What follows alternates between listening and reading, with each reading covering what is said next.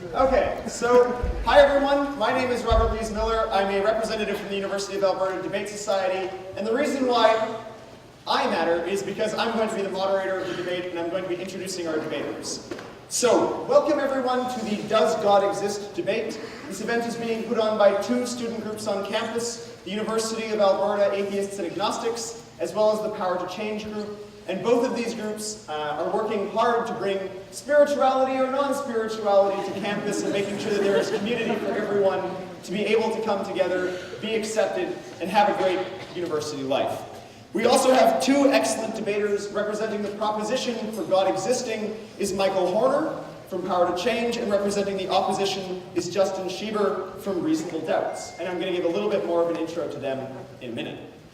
So, as I sort of alluded to at the very beginning, the University of Alberta Atheists and Agnostics is a community for secular humanism and rationality, as well as obviously all those who identify as atheists and agnostics on campus and want to come together, have a community, meet like-minded people, and have lively debates. There's also Power to Change, which has also a very simple mission on campus, which is helping students to discover Jesus. So, for the University of Alberta Debate Society, which is standing in the middle, we are a student group. We are actually the oldest one on campus, and we predate the Students' Union, which is pretty neat.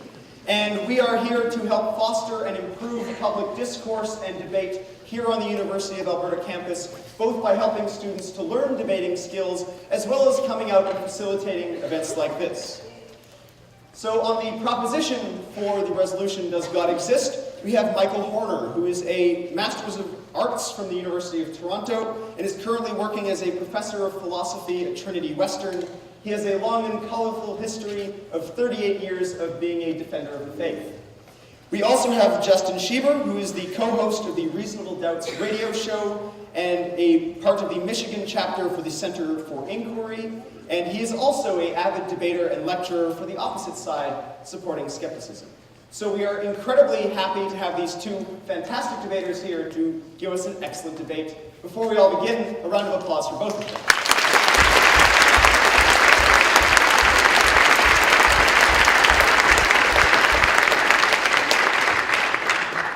For a couple of things, first and foremost, this is being recorded by both groups, so we'd please ask that no personal recordings are made by any of you.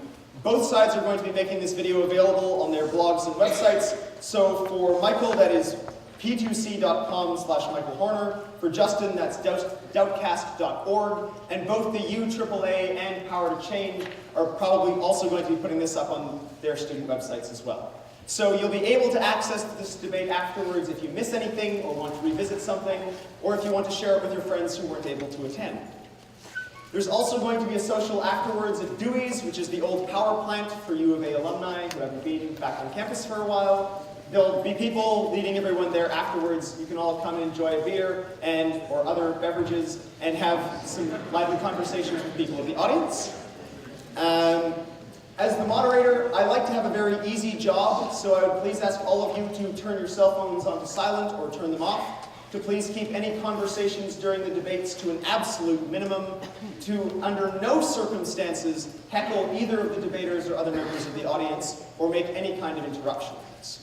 To give you an idea for what this debate is going to look like, both sides are going to have 20 minutes of opening remarks to make their original statements. Then each of them will go in order, having 10 minutes to make their first rebuttal, 8 minutes to make their second rebuttal. Then there is going to be 8 minutes of cross-examination by both sides, where the two presenters will be able to directly ask and answer each other's questions. After that, there'll be 5 minutes of their closing remarks, followed by 30 minutes of questions from the audience. And we'll get into all of the stuff for those times once that actually comes around. So for both of the presenters, and so that all of you know and can help make my job easier as well, when their speeches are nearing their end, so at the 5-minute mark for the opening remarks, you'll hear me clap. That indicates that they have 5 minutes left. You'll hear 2 claps for when they have 1 minute left. And when they have run out of time and run out of grace to finish their sentence, I'll just start applauding. And I would like all of you to join me in applauding us, or applauding the speaker and thanking them for their speech because they have run out of time and their speech is over. For the first comments, for the shorter speeches, there'll only be the 1 minute mark of clap, followed by the continuous applause. and that will help you guys make sure that you stay on time. So, I think that is just about everything. And so, without any further ado, we would like to invite Michael Warren to come and speak on behalf of the proposition that God does, in fact, exist. Oh, I am forgetting something. In the tradition of the monk debates, which you should all watch because they're excellent resources, we would like to hold first a vote beforehand to see where the crowd stands. So, we are going to do this with a time-honored tradition in the University of Alberta Debate Society, which is known as the applausometer. So, we are going to have 3 different votes. Those saying that they do believe that God exists, those saying that they do not believe that God exists, and also the category of those who are undecided. So, the way that you are going to vote is with your applause. All those who believe that God exists.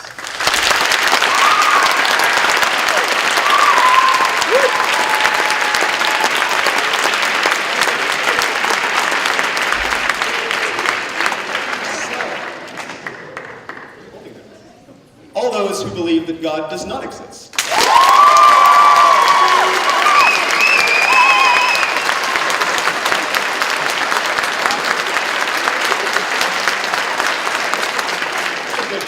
And all of those that are undecided and really hoping to keep this. Also a very good show. So we'll be doing that again at the end of the debate to see how that's changed. And hopefully there'll be a lot of it. Yes, there will be 30 minutes of questions from the audience at the end. Yeah. Awesome. Okay, well, in that case, that is really the last thing that we're going to do before starting the debate. So, I will now give it over to Michael for his 20-minute opening address. Well, thank you all for coming out here tonight. And I want to thank the Atheists and Agnostics Club and the Power to Change Club here at University of Alberta for inviting me to participate in this debate. I also want to thank Justin Schieber for his willingness to enter into this kind of stimulating exercise. I very much enjoy a good intellectual exchange, as I'm sure he does. And I hope this can be of benefit to everyone here tonight who is sincerely looking to discover the truth concerning this question, does God exist? Now, in tonight's debate, I will be making 2 contentions. There are no good reasons to think naturalism or atheism is true, and 2, there are good reasons to think that Christian theism is true. And so, that first contention, there are no good reasons to think naturalism or atheism is true. For the most part, I will wait to hear what arguments Justin presents to show that his worldview, atheism, is more probably true than Christian theism, and then deal with those in my rebuttal. But some introductory remarks in this section are important to get on the table from the beginning. In this debate, I am not accepting the entire burden of proof to fall on me, the Christian theist. In the 28 years that I've been engaging in debates like this, the most common atheist argument I've heard is that they have nothing to prove. They claim that they need only successfully rebut the theist arguments, and atheism somehow wins by default. But even if the atheist does successfully rebut the theist arguments for God, it does not follow logically that God does not exist. The real default position is agnosticism, of the soft variety. That is, I don't know if God exists or not. It's that undecided group that clapped at the end there. But unlike the agnostic, the atheist is claiming to know something just like the theist is. The atheist or naturalist is claiming to know that God does not exist, that the natural world is all that there is. Any claim to knowledge requires some justification or warrant. In fact, the very definition of knowledge most widely accepted by philosophers is justified or warranted true belief. Now clearly, as an atheist, Justin doesn't think any God exists. So I'm approaching this debate as a comparison of 2 alternatives, Christian theism versus naturalism, which, on a balance of probabilities, is more likely to be true. Now let's consider our second contention, that there are good reasons to think that Christian theism is true. Now there's no shortage of good arguments for God's existence, but in today's debate, we have time to briefly sketch out only 4. 1. God is the best explanation for the origin of the universe. In one of the most startling discoveries of modern science, we now have incredibly strong evidence that the universe is not eternal in the past, but had a beginning about 14 billion years ago in the Big Bang. Now what makes the Big Bang so startling is that it represents the origin of the universe from literally nothing. All matter and energy, and even space and time, came into being simultaneously with the Big Bang. But since the formation of the standard Big Bang model 85 years ago, all scientific attempts to avoid an absolute beginning of the universe and its theological implications have failed. In fact, in 2003, the cosmologists Borde, Guth, and Vilenkin proved that any universe that is on average in a state of cosmic expansion throughout its history cannot be eternal in the past, but must have a past space-time boundary that is an absolute beginning. What makes their proof so powerful is that it holds regardless of the physical description of the early universe. Because we don't yet have a quantum theory of gravity, we can't yet provide a physical description of that first split second of the universe. But the Borde-Guth-Vilenkin theorem is independent of any physical description of that moment. Their theorem implies that the quantum vacuum state, which may have characterized the very early universe, and which some popularizers have misleadingly and inaccurately referred to as nothing, that quantum vacuum state cannot be eternal in the past. It must have had an absolute beginning. In fact, even if our universe is just part of a wider multiverse of universes, their theorem implies that the multiverse itself must have had an absolute beginning in the finite past. Now, there's highly speculative scenarios such as loop quantum gravity, string models, even closed time-like curves. They've been proposed to try to avoid this absolute beginning. All of these models are fraught with problems, but the bottom line is that none of these theories, even if they're true, succeeds in restoring an eternal past. In January 2012, at a conference in Cambridge held in honor of Stephen Hawking's 70th birthday, Vilenkin presented a new paper entitled, "Did the Universe Have a Beginning?" in which he surveyed these contemporary cosmological scenarios. He argued, and I quote, "None of these scenarios can actually be past eternal." And he concluded, "All the evidence we have says that the universe had a beginning," end quote. But then the inevitable question arises, well, why did the universe come into being? What brought the universe into existence? How is it that the universe exists if there really was absolutely nothing? No space, no time, no matter, no energy, no God?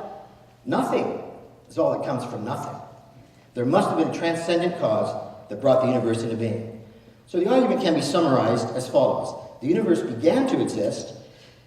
2, if the universe began to exist, then the universe has a transcendent cause. And 3, therefore, the universe has a transcendent cause.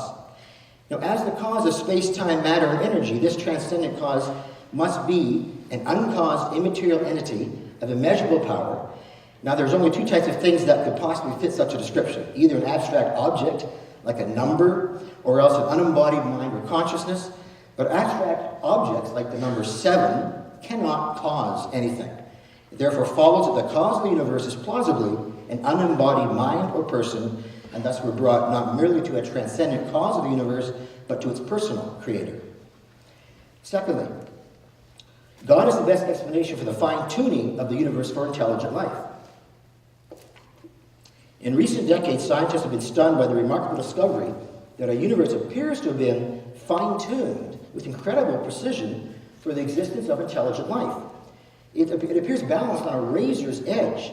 First, you have the numerical values of the different natural constants like gravity, electromagnetism, and subatomic forces, which are not determined by the laws of nature. Second, you have the seemingly arbitrary quantity just built in as initial conditions of the early universe on which the laws of nature then operate. For example, the entropy level of the early universe. Now, all these just happened to fall into an exceedingly narrow range that is conducive for life to exist. And minute changes in any one of these 3 to 4 dozen values would have destroyed the possibility of life of any kind anywhere in the cosmos. And in most cases, it would have destroyed the universe itself. For example, if the force of gravity or the atomic weak force had been altered by as little as 1 part out of 10 to the 100th power, the universe would not have been life-permitting. The degree of this fine-tuning is almost beyond comprehension. The Oxford physicist Roger Penrose calculates the odds of the special low entropy condition of our early universe as having arisen by sheer chance, as being at least as small as 1 part in 10 to the power of 10, the whole thing to the power of 123. How can values like this be explained? Well, there's only 3 possible explanations: physical necessity, chance, or design. Physical necessity means it had to be those values. It was physically impossible for them to be other than what they are. But it can't be due to physical necessity because the constants and the quantities in question are independent of the laws of nature. In fact, string theory predicts that our current laws of nature are consistent with 10 to the 500 different possible universes with different values than what we have in our universe. So, could the fine-tuning be due to chance? The problem with this alternative is that the odds of a life-permitting universe are so infinitesimally small by chance alone that they cannot be reasonably faced.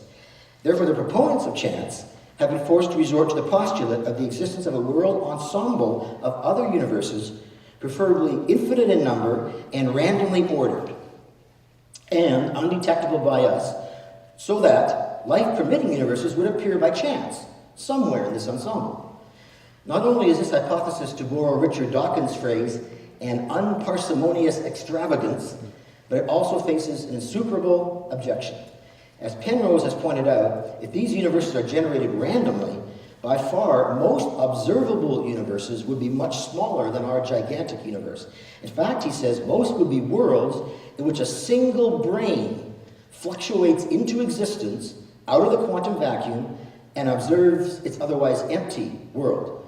Such worlds, he said, are incomprehensibly more probable if universes are just being generated by chance than enormous, finely tuned worlds like ours. And thus, if our universe were just a random member of a world ensemble, we ought to be having observations like that. Since we don't, that strongly disconfirms, he says, the world ensemble hypothesis. So we now know that chance is not a good explanation. Whoops. So the argument looks like this. The fine-tuning of the universe is due to either physical necessity, chance, or design. It's not due to physical necessity or chance, and therefore it's due to design.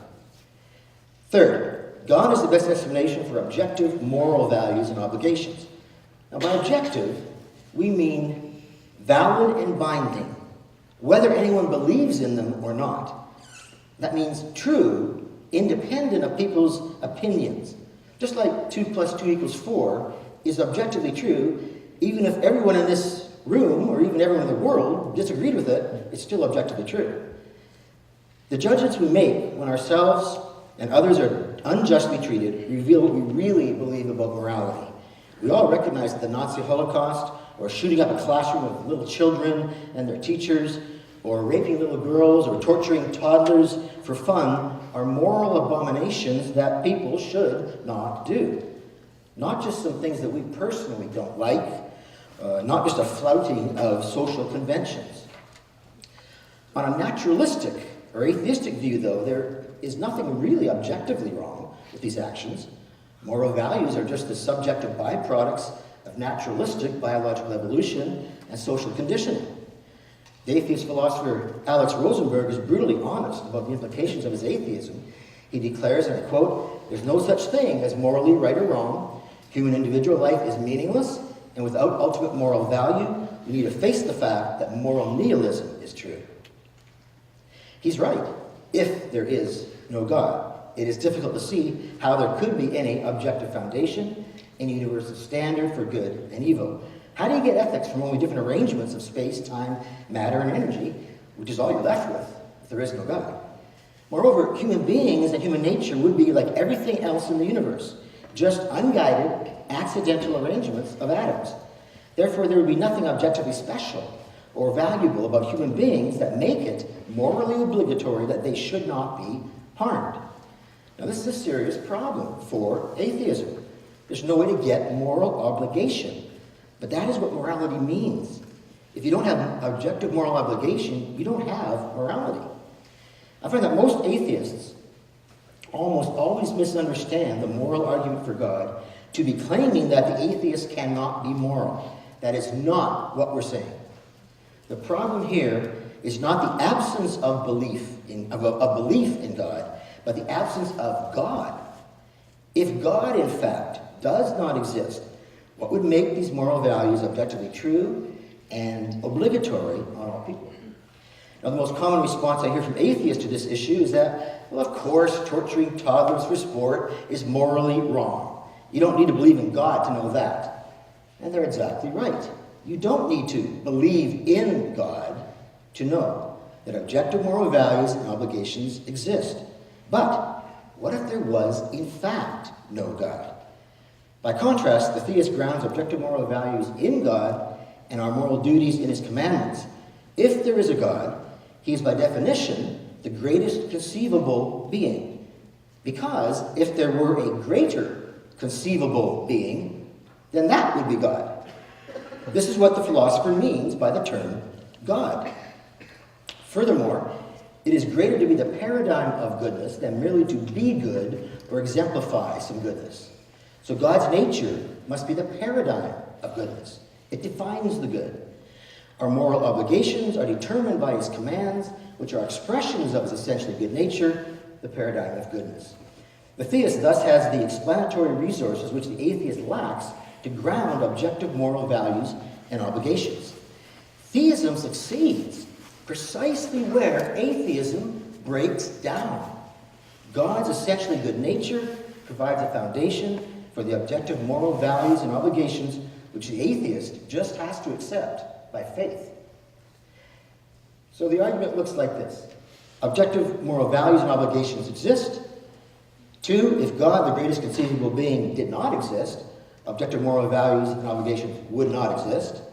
And 3, it follows logically, therefore, that God, the greatest conceivable being, exists. Number 4, God is the best explanation for the historical facts about Jesus of Nazareth. The historical person, Jesus of Nazareth, was by all accounts a remarkable person. New Testament historians have reached something of a consensus that the historical Jesus came on the scene with an unprecedented sense of divine authority, the authority to stand and speak in God's place. He claimed that in himself the kingdom of God had come, and as visible demonstrations of this fact, he carried out a ministry of miracle working and exorcisms. That's why the Jewish religious leadership instigated his execution on the charge of blasphemy. But the supreme confirmation of Jesus' radical personal claims was his resurrection from the dead. If Jesus of Nazareth really rose from the dead, then it would seem we have a divine miracle on our hands and the evidence for the existence of God. Now, I appreciate that most people would probably say that the resurrection of Jesus is something that you just believe by faith or not. But I think they might be surprised to know that there are actually 3 established facts recognized by the majority of New Testament historians today that I believe are best explained by the resurrection of Jesus. Namely, his empty tomb, his post-mortem appearances, and the very origin of the disciples' belief in the resurrection. Fact 1, Jesus' tomb was found empty by a group of his wound followers on the Sunday morning after his crucifixion. Now, according to Jakob Kramer, who is an Austrian scholar who has specialized in the study of the resurrection, and I quote, "By far, most scholars hold firmly to the reliability of the biblical statements concerning the empty tomb." And according to D.H. Van Dalen, it is extremely difficult to object to the empty tomb on historical grounds. Those who deny it do so on the basis of theological or philosophical assumptions. Fact 2, on different occasions, different individuals and groups of people saw appearances of Jesus alive after his death. Even Gerd Ludemann, a prominent German New Testament critic, wrote, and I quote, "It may be taken as historically certain that Peter and the disciples had experiences after Jesus' death in which Jesus appeared to them as the risen Christ," end quote. And these appearances were witnessed not only by believers, but by skeptics, unbelievers, and even enemies of the early Jesus movement. Fact 3, the original disciples suddenly and sincerely came to believe in the resurrection of Jesus despite having every predisposition to the contrary. Just think of the situation the disciples faced following the crucifixion. Their leader was dead, and Jewish religious expectations contained no idea of a Messiah who, instead of triumphing over Israel's enemies, the Romans, would be shamefully executed by them as a criminal. And secondly, Jewish beliefs about the afterlife precluded anyone's rising from the dead to glory and immortality before the general resurrection at the end of the world. Nevertheless, the original disciples suddenly came to believe so strongly that God had raised Jesus of Nazareth from the dead that they were willing to go to their deaths for this belief. Some sort of explanation is required to generate this conviction. Luke Johnson, a New Testament scholar at Emory University, states some sort of powerful, transformative experience is required to generate the sort of movement early Christianity was. N.T. Wright, the eminent British scholar, concludes, that is why, as an historian, I cannot explain the rise of Christianity unless Jesus rose again, leaving an empty tomb behind him. Now, attempts to explain away these three great facts, like the disciples stole the body, or Jesus wasn't really dead, have been universally rejected by contemporary scholarship. The simple fact is that there just is no plausible, naturalistic explanation of these three facts. Therefore, it seems to me the Christian is amply justified in believing that Jesus rose from the dead and is who he claimed to be. But that entails that God exists. We can summarize this argument. There are three established facts about Jesus: his empty tomb, the post-mortem appearances, and the origin of the disciples' belief in his resurrection. Secondly, the hypothesis God raised Jesus from the dead is the best explanation of these facts. 3, the hypothesis God raised Jesus from the dead entails that God exists, and therefore God exists. So you've seen there are at least 4 good reasons to think that God exists. 1, God is the best explanation for the origin of the universe, for the fine-tuning of the universe for intelligent life, for the existence of objective moral values and obligations, and for the historical facts about Jesus of Nazareth. Just like 4 cords wound together make a strong rope, so too the cumulative effect of these 4 arguments provide us with a powerful case for the Christian God's existence. Taken together, they tell us that the cause and desire of the universe is an intelligent, personal, good, immaterial, changeless, spaceless, uncaused, and enormously powerful being that existed in a timeless, eternal state beyond the beginning of the universe, and vindicated Jesus' life and claims by raising him from the dead. A being that fits the Christian God better than any other alternative, natural or supernatural. Thank you.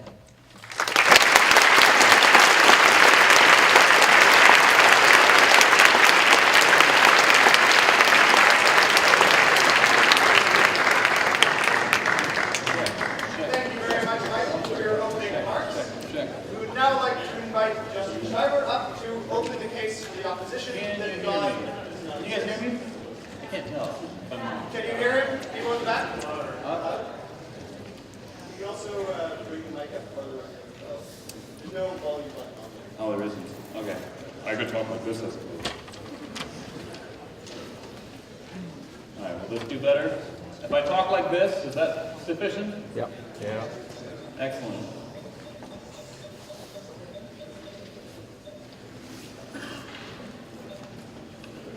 All right.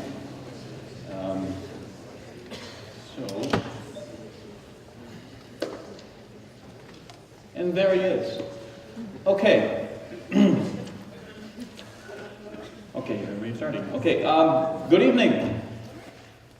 I want to begin by thanking the Atheists and Agnostics Club here at University of Alberta for inviting me to participate in tonight's debate, and I want to thank all those involved with putting it on, and of course all of you guys for coming, and Michael Horner for being willing to debate this issue with me. Tonight my goals are relatively simple. First, I want to bring to the debate just a few arguments that I think press very strongly against the existence of God. And secondly, in my rebuttal periods, I want to take a look at Michael's arguments to see if these really do meet the burden of proof that God exists and critically evaluate them. So now, while we disagree on this specific question, Mr. Horner and I do have something in common. I used to believe in everything that Michael believes. I read my Bible regularly. I felt absolutely certain that I too had a profound relationship with Jesus Christ. But eventually my mind started to have unwelcome yet reasonable doubts.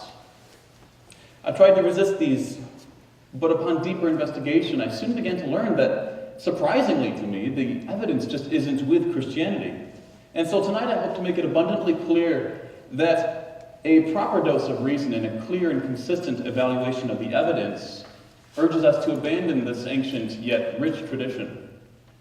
My first argument is the problem of non-God objects.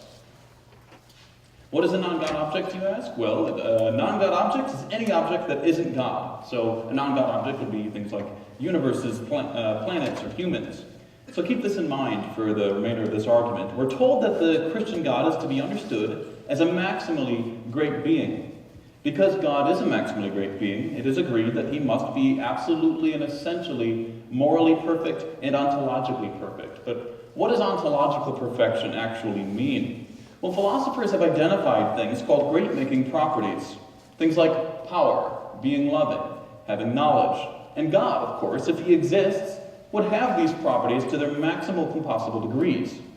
The words of Christian philosopher J.P. Moreland can help shed some light on this. J.P. writes, to say that God is perfect means that there is no possible world where he has his attributes to a greater degree. God is not the most loving being that happens to exist. He is the most loving being that could possibly exist, that God's possessing the attribute of being loving is to a degree such that it is impossible for him to have it to a greater degree. So, the question that I want to press tonight is, if the Christian God were to exist, could he have motivating reasons to intentionally create anything, to create non-God objects? I want to argue that Mr. Horner should answer this question in the negative, that God, if he existed, could not have motivating reasons to create any non-God objects. So another quick terminology point here, the argument involves the term God world. And so for our purposes here, just let God world refer to that possible world where God exists alone and nothing else exists. So when philosophers say that X, Y, and Z are possible worlds, all they're saying is that these are different ways that reality could have been. So God world is a way that reality could have been, even if it's not the actual world. Premise 1. If the Christian God exists, then God world is the unique, best possible world. If a world is composed of nothing but the best possible being, aka God, then that world would be the best possible world. This is because a world composed purely of God just is a world composed of all those great-making properties to their maximal degrees. It would be impossible for this world to be more godly. If God is the standard of goodness, as Mr. Horner thinks, then this is true by definition. Now, unless there is some unique source of goodness, this would be a way out, unless there is some unique source of goodness that exists outside of and is fully independent of God's existence, then God world must be the unique best possible world. Premise 2. If God world is the unique best possible world, then the Christian God would maintain or preserve God world. So if premise 1 is true, then any introduction of any non-God object with properties that are not both great-making and to their perfect degrees would entail a loss of overall ontological quality of the world. A truly great God would not allow such a thing. Premise 3, God world is false because the universe exists, we exist, non-God objects exist, therefore the Christian God does not exist. My next argument is the argument from divine hiddenness. The fact that we are even having this debate presupposes a few things. It presupposes that this can be a matter of rational debate. It is possible for intelligent and fair-minded people to disagree on the existence of God. We all know that there are many people who don't believe in my opponent's God, but this is not always because they are resistant to the idea, or because they're suspicious of authority figures. This is not always because they delight in moral trespasses, or because they've had a bad experience in church as a child. Many of us don't believe because we find that the evidence is either extremely poor or extremely ambiguous. In his book, Divine Hiddenness and Human Reason, philosopher J.D. Schellenberg argues that the mere existence of non-resistant non-believers can be made into a very strong argument against the existence of an all-powerful, perfectly loving God. I'll be presenting a very simplified version of that argument. If a perfectly loving God exists, he would ensure that all capable creatures whom he loved would always be in a position to enter into a meaningful conscious relationship with him so long as they are not resistant. In other words, there would be no non-resistant unbelievers if God exists. Now, we might not be able to, of course, agree on everything regarding the kinds of behavior which count as perfectly loving, but surely we can agree on some basics. And that is all this argument requires. At a minimum, a perfectly loving being would want a relationship with the creatures he loved, both for the benefit of the creatures and for the fact that relationships are good things in and of themselves. Because of this, God would ensure that such creatures were always in a position to enter into a meaningful conscious relationship with him. Of course, he wouldn't want to force relationships on his loved ones, because legitimate and meaningful relationships must always be a two-way street.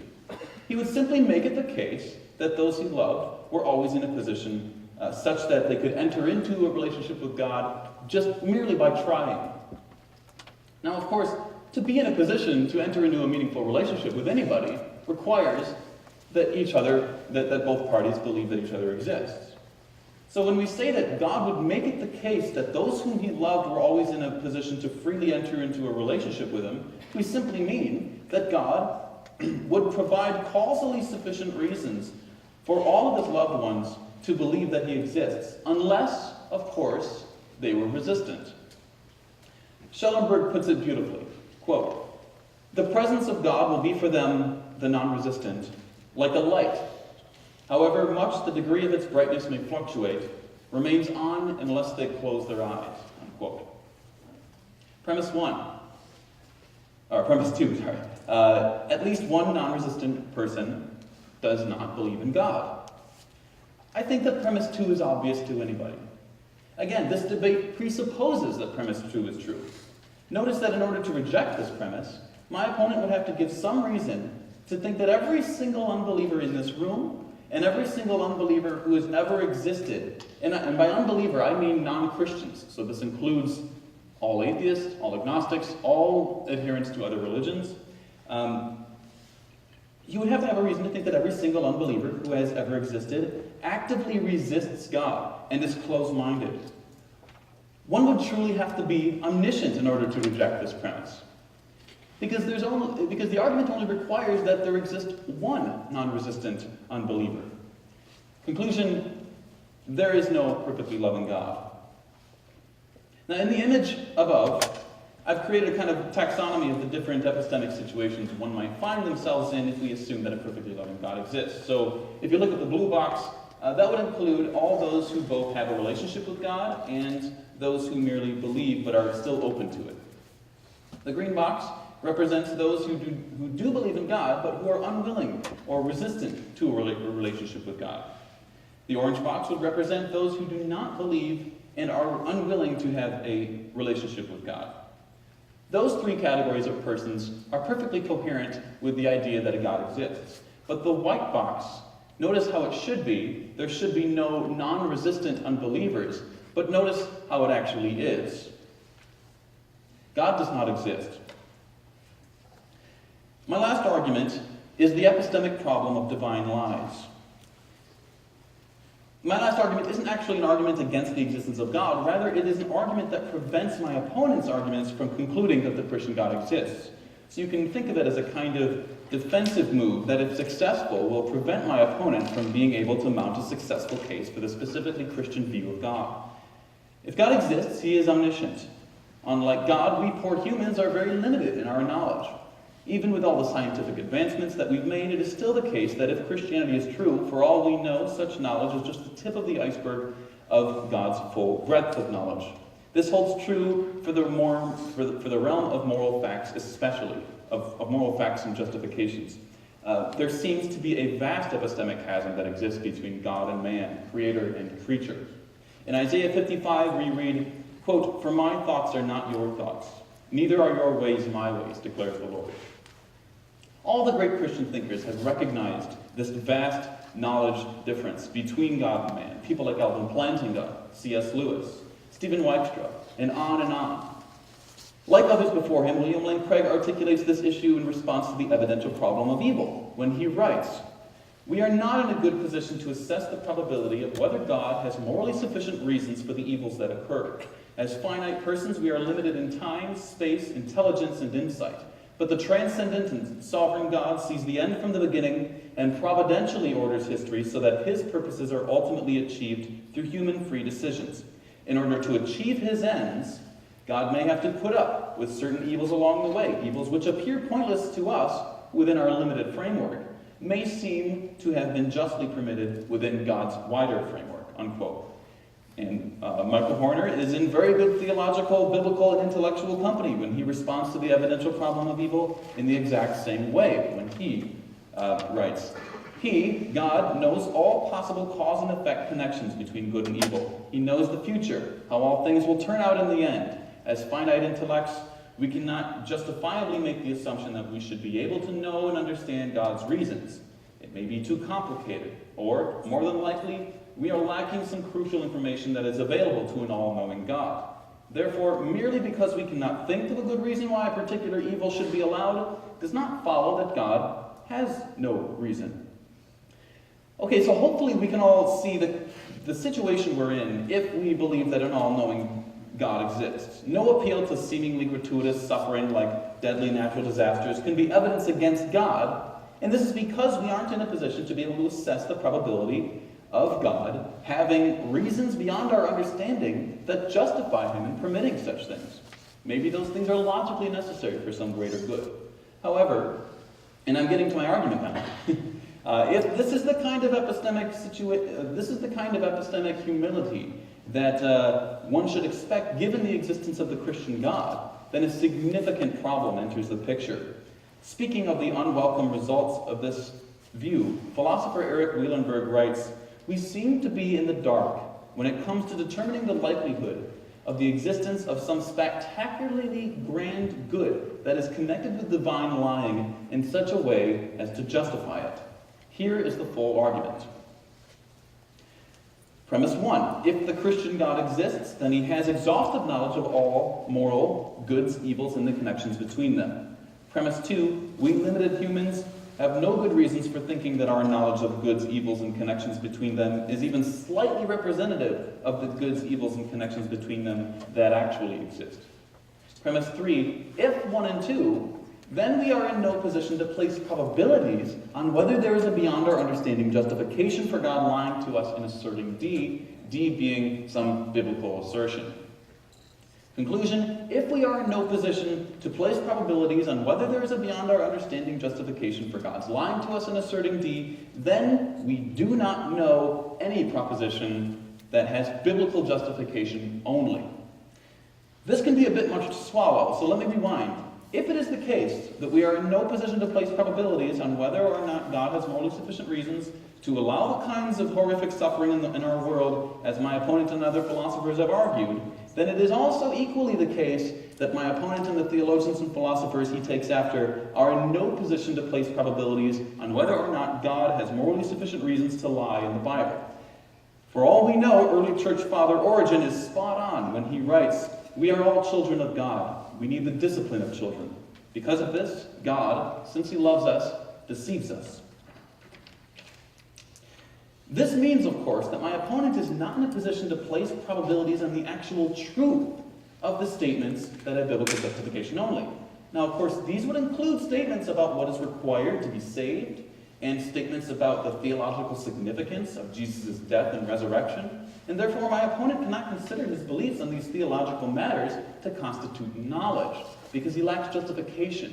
He lacks warrant for these beliefs.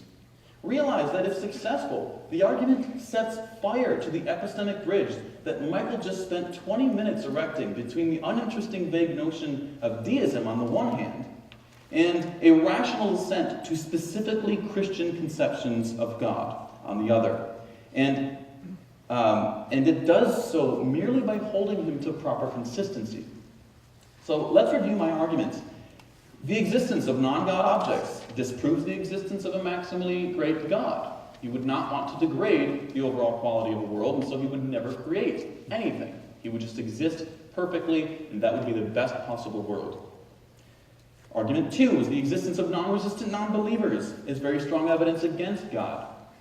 God would want to have a relationship with everyone, but he wouldn't force it. So he would just make it the case that everyone who was open to it was in a position to enter into a relationship with him. And so if it is true that non-resistant non-believers exist, then clearly God is not loving. And if God is by definition maximally loving, then of course that conception of God does not exist. The third argument I gave was that Christianity posits an epistemic situation wherein believers cannot have justification or warrant for believing the specifically Christian view of God is actually true. So what it does is that last argument, it takes what C.S. Lewis called mere Christianity, and it pulls the rug out from under it.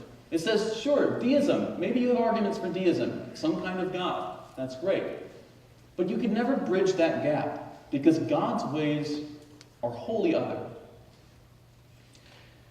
Well, this has been a very brief case against Christian theism. Now, of course, unless my opponent can dispense with my arguments and defend his arguments against the criticisms which I will launch in my first rebuttal, I think that atheism is the more reasonable position to hold on the specific question of the existence of the Christian God.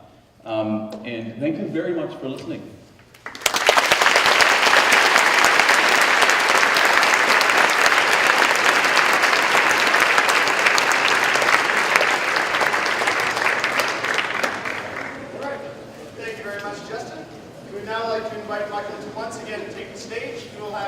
To make his first rebuttal to the arguments that have been presented. Here, here.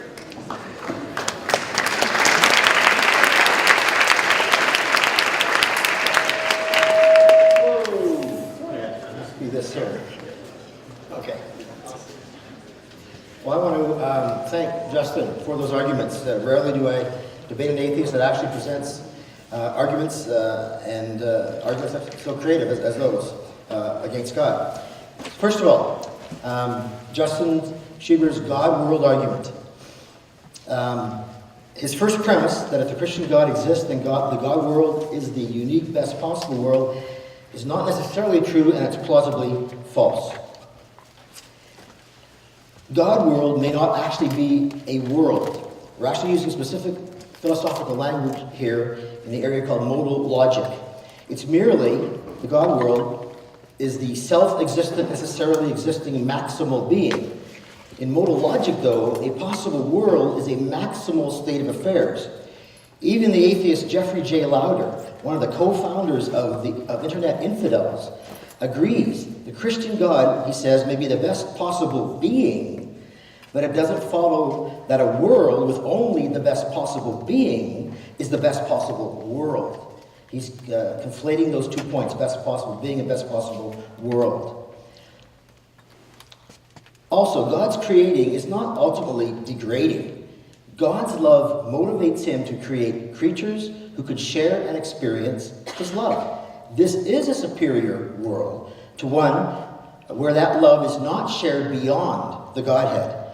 Even if the process requires free will, which it does, and it's accompanied with sin, pain, and evil for a time, the end product, in eternity, in an expanded love relationship with God and his creatures, is greater than the love not shared. The greatest conceivable being would prefer to share his love with others than just keep it within the three persons of the Trinity. Read the third premise. He says God's world is false because the universe exists. Since all the evidence leads to the conclusion that the universe has not always existed, and since the universe does exist, the God world argument requires commitment to a metaphysically necessary universe. That means it's always been here and had to be, which is impossible, because all the evidence we have right now is that our universe has not always existed, and therefore premise 3 is likely false as well. You have to compare these two options. Because there is something, that is, our universe, we both agree on that. A, there is no material or efficient cause to this universe. The universe which has not always existed, but had a beginning, just popped into existence uncaused. That's one option. Or B, there must have been a cause beyond the natural world, a supernatural cause, that brought the universe into being with the motivation of sharing his love with his free creatures and ultimately producing a greater overall state of affairs. It seems clear to me that A is much less reasonable than B. So clearly this argument is very weak. It only takes one of the premises to be false to show the argument is unsound, but we've got reasons to believe that all the premises are more likely false than true. In fact, as the philosopher Max Andrews has stated, the argument against God stating that because something exists, the universe, God cannot exist, is just absurd. Secondly, Justin's Hiddenness argument. Now, I think we've agreed in some email communication that it maybe could have been worded a little bit more easy to follow, and I'm going to reword it in a way that I think is completely accurate to his his argument, but maybe help things a little bit easier to handle. Ultimately, what first of all, Justin and I agree that if one is resistant to God, God would not be obligated to provide evidence for his existence. If he knows beforehand that the people would be resistant, if he knows that someone's going to be, ahead of time that person would be resistant, he's not obligated to give them the evidence. But that's not what his argument is about. Justin, you have a conjunction of two propositions in your antecedent and your first premise. One, that if God is perfectly loving, and secondly, if people are not resistant to a relationship with God, then the consequent of your first premise is that there would be no non-resistant unbelievers. And then your second premise is, but since there are non-resistant unbelievers, that implies that at least one of those antecedents must be false. So he has a conjunction of two antecedents in his first premise. If God is perfect, and if the people are not resistant to relationship with God. And so by modus tollens, one of those must be false. If there actually are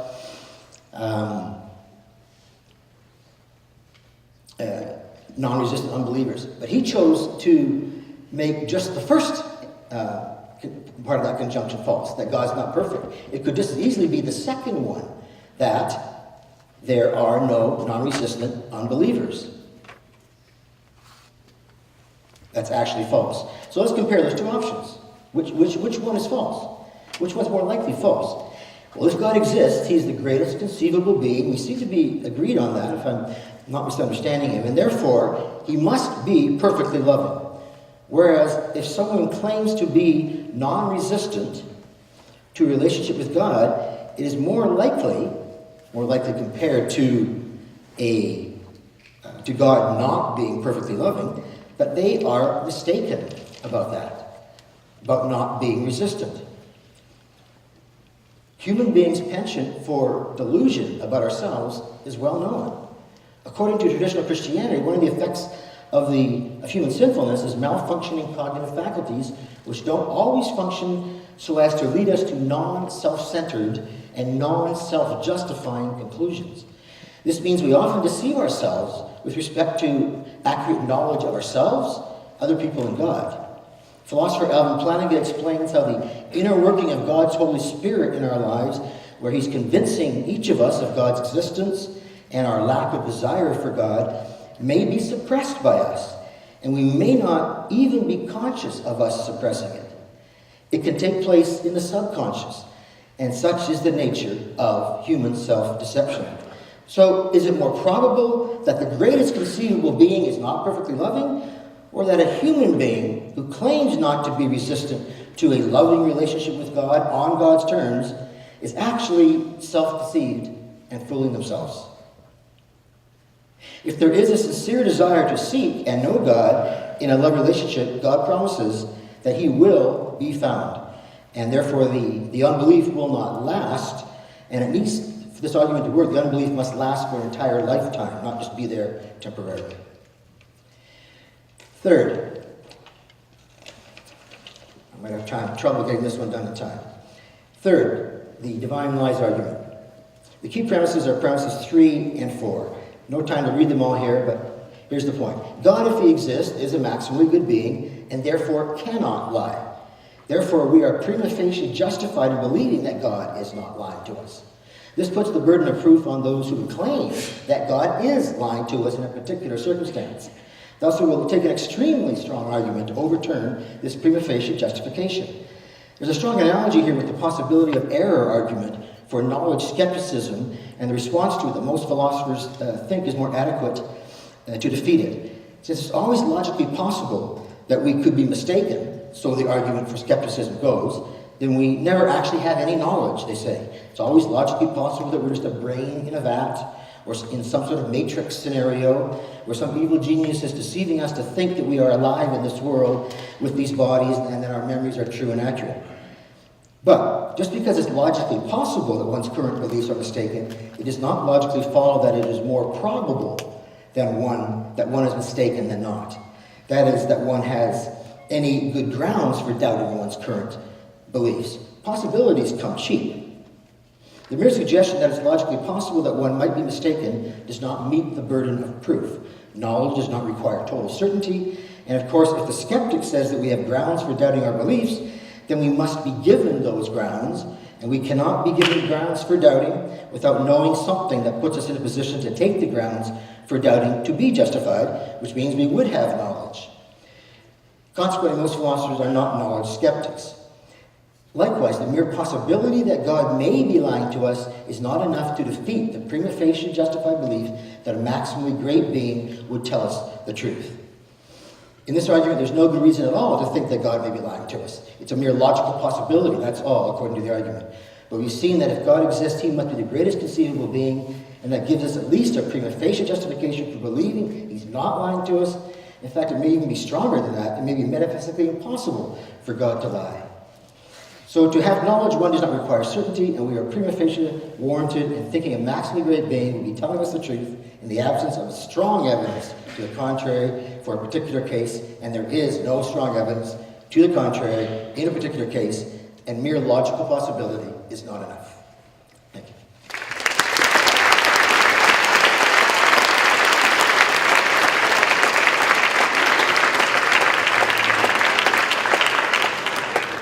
Thank you very much, Michael, for your first rebuttal. And we would now like to welcome back Justin to take the stage for his first rebuttal. Here.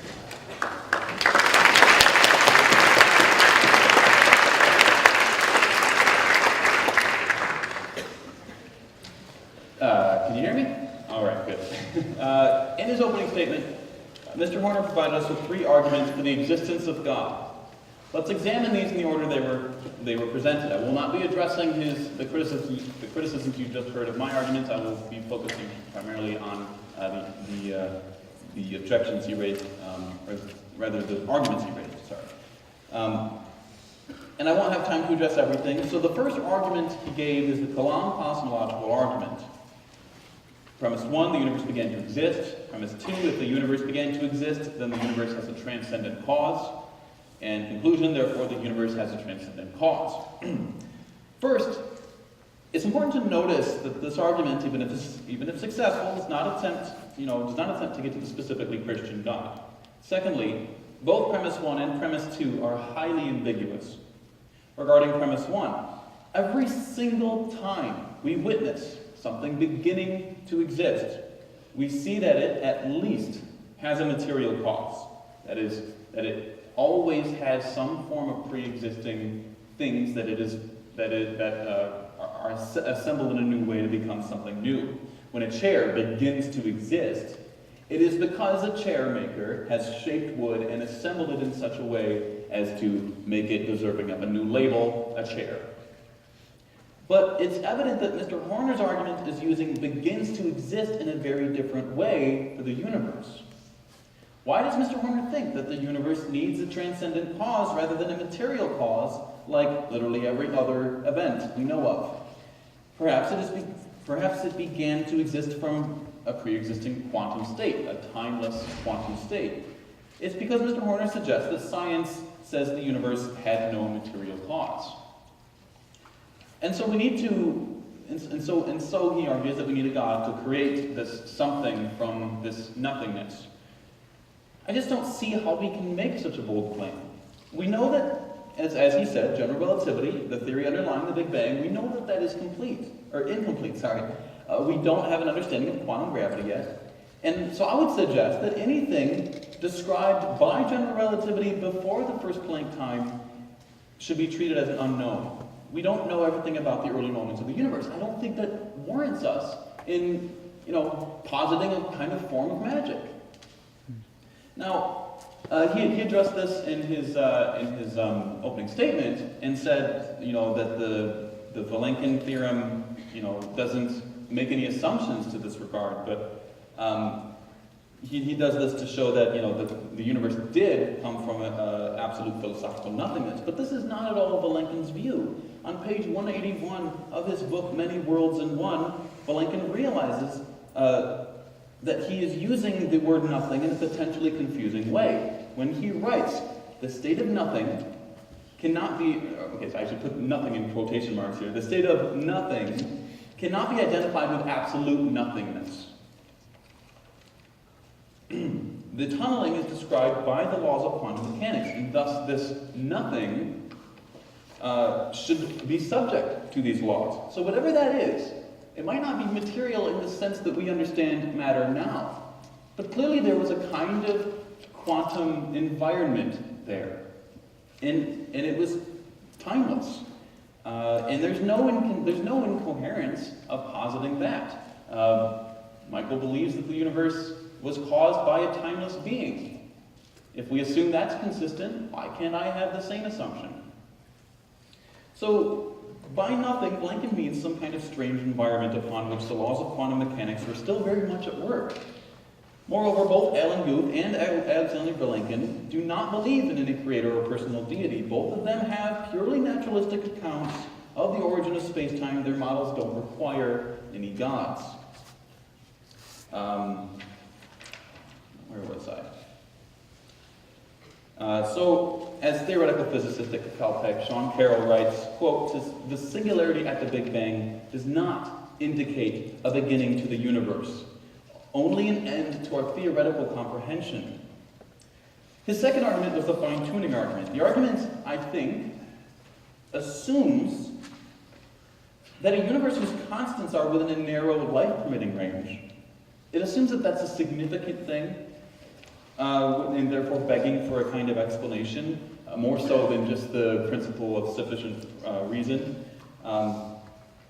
While, say, a universe whose constants were within a narrow, if we imagine a universe whose constants were within a narrow range required for the absolute immediate collapse of the universe, or a maximal number of black holes in the universe, we assume that those aren't significant, and so they wouldn't require an explanation. But why make this assumption? Why think that biology is significant like this? It seems that the fine-tuning argument requires that we see the very existence of biological life as having objective significance prior to the constants being what they actually are. As philosopher Neil Manson writes, quote, "Yet for the design hypothesis to explain the existence of a universe finely tuned for life, the value judgment that life is good had to be true at a time when, or if one prefers, in a situation where, there were no rational agents in the universe." Now, if a brute moral proposition existing in some sense prior to the universal constants being what they are strikes you as implausible as it strikes me, then I think that you should join me in rejecting my opponent's fine-tuning argument, because the argument requires such a view. This is just brute anthropocentrism. There is just no good reason to think that the universe thinks biology is special, or that the truth of its specialness was true prior to the universal constants. His third argument was the moral argument. Objective moral values and obligations exist. If God did not exist, objective moral values and obligations would not exist. Therefore, God exists. Now, the first problem, I think, is the classic youth dilemma. So, are honesty and kindness commanded by God because they are good things? Or are honesty and kindness good things simply because they're commanded by God? Now, of course, if the first horn of the dilemma is correct, then at best God serves as a kind of epistemic carrier pigeon of moral facts that exist independently of God's existence.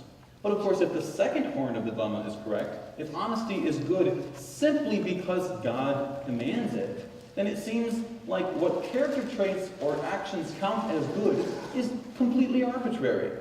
For example, God could command torture of a child, and merely in virtue of his commanding it, it would become a moral obligation. This is completely unacceptable. The truth is that we all know deep down that things are good, that things that are good independent of what anybody thinks or commands, and that includes God.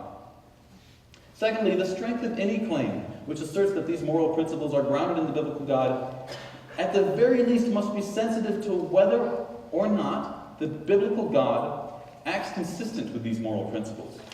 Now, my opponent actually thinks that his biblical God hypothesis passes this requirement. In a recent lecture on the moral argument, my opponent says, quote, "The point is that we recognize that God's being and actions are consistent with the concept of goodness that we have to our intuitions," unquote. Now, I'm sorry, but what Bible are we reading? The God of the Bible commands the genocide of men, women, and children, condones slavery, and no, it wasn't just mere servitude. If you pay attention to this distinction between the slavery in the Bible of a foreign slave and the slavery of an Israelite, that distinction is very clear in there, and you are to treat the foreigners as property in the most robust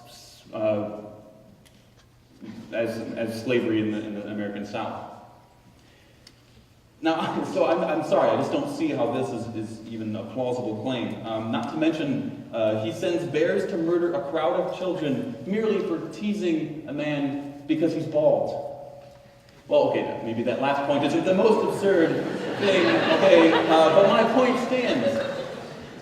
What does it mean to say that God plausibly grounds our moral values and intuitions when he proudly violates them at every single moment?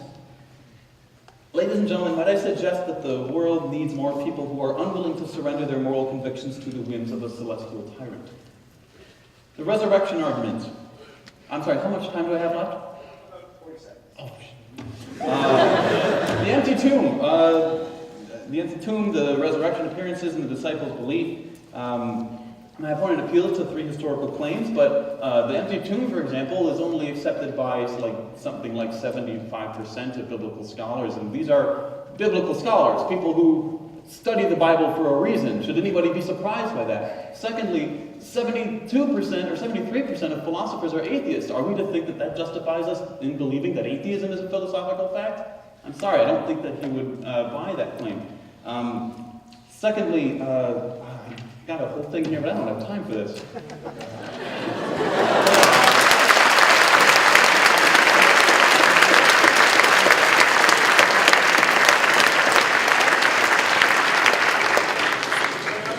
Yes, indeed, time limits can be tough. So, with that in mind, for Michael's next speech, we would like to invite Michael to once again take a stand for his second rebuttal to last no longer than 8 minutes.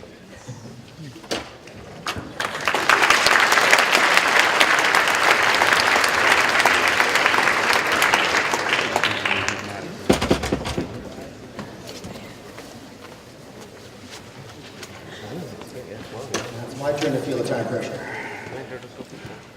All right.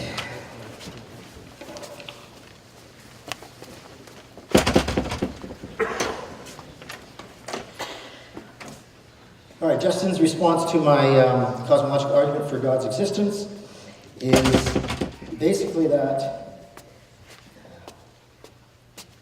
sorry, just fixing my clock here, that the causal principle that I'm using, I'm kind of equivocating on it.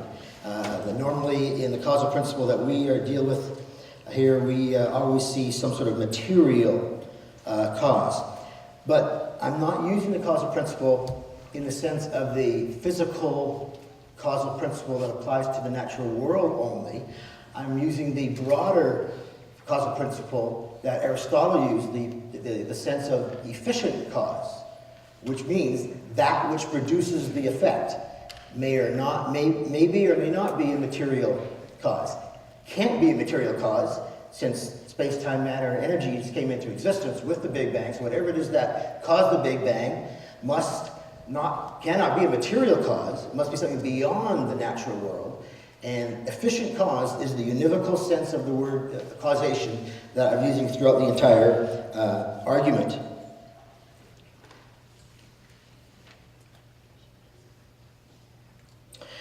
He says this argument doesn't lead specifically to the Christian God. It gets pretty close. I had a slide up there that listed, it was very similar to that one. It was just minus the very last point. Those points up to the vindicated Jesus point all come, except for the intelligent, except for the first one and the last one, all pretty well come from the Kalam argument. The argument itself leads to something very consistent with the Christian God. Now, if you say, well, that argument doesn't take you all the way to every attribute of the Christian God, all right, let's not be picky. No one says each argument has to take you all the way to the Christian God and explain exhaustively all of his attributes. It's the cumulative effect of all the arguments together.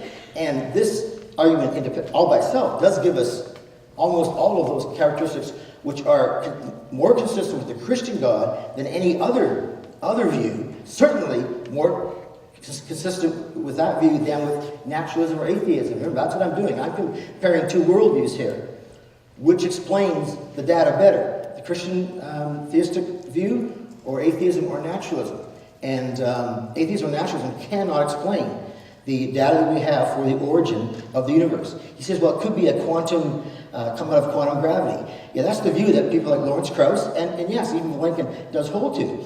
But in a series of emails between Vilenkin and William Lane Craig, where Craig was really trying to find out for sure if he was misusing Vilenkin's quotes and so on, Vilenkin affirmed that no, you're using them correctly, and there had to be absolute beginning to the universe.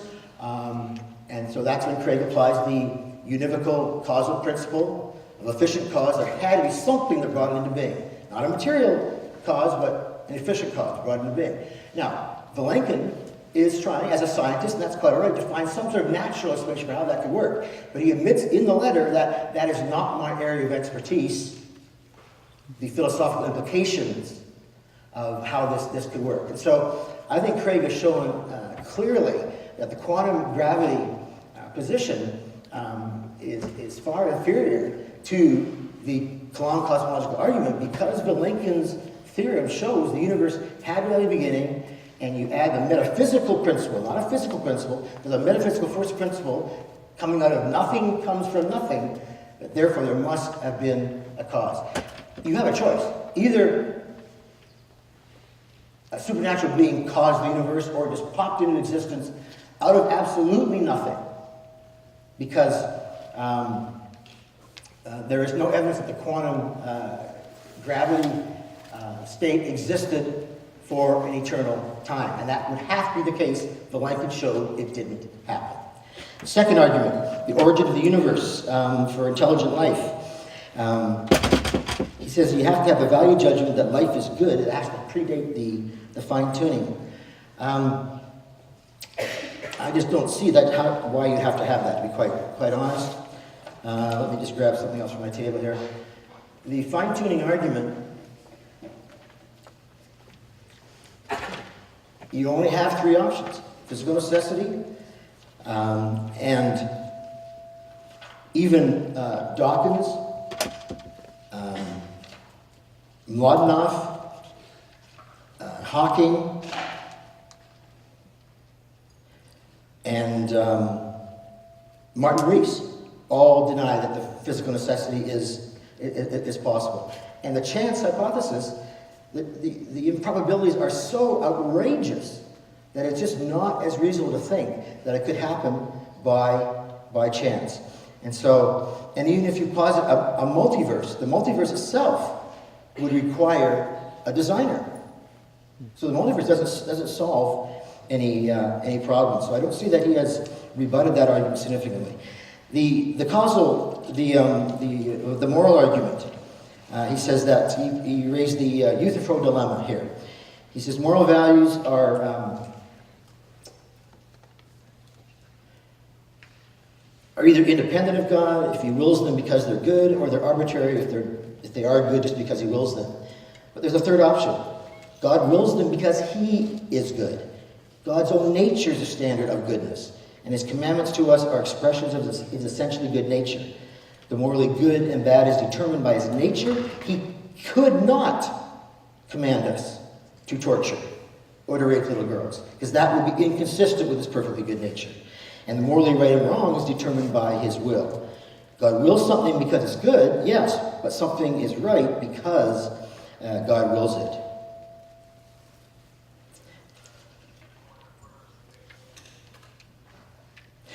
He said God doesn't like to live up to his morals. Now, it's really popular these days to raise the issue of Old Testament genocide, and it's, of course, impossible for me in the time that I have to deal with this fully. But there are other possible options here as people are looking carefully at these texts, and I admit that they are difficult at first glance. But there's a lot of hyperbole in those texts because that was the nature of war texts at that time. That you would say, we totally annihilated those guys in the same way that we said that the Toronto Raptors totally annihilated the Lakers the other night. Although they didn't. They got beat by the Lakers. But it's just, it's hyperbole, and they're just using that same type of language. Slavery, changing slavery was not going to be easy, and you see the biblical text on slavery from the Old Testament through the New Testament. There's a gradual, progressive, redemptive movement going on there. You're moving more and more away from slavery, and it was precisely because of Christianity that slavery was eliminated twice in our history.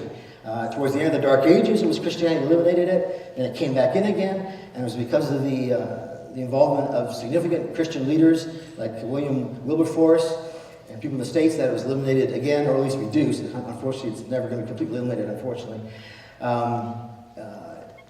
in the last couple hundred years. So, application of Christian principles is what gives you the basis for eliminating it. You can't just eliminate it by just saying stop.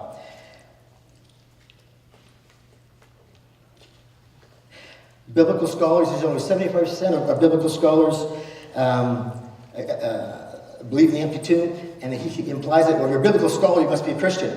You don't understand biblical scholarship, if that's what you think. In the last 200 years, that is far, far from the truth. Most biblical scholars are actually strong, strong critics. So I think I'll leave this off there. Thank you.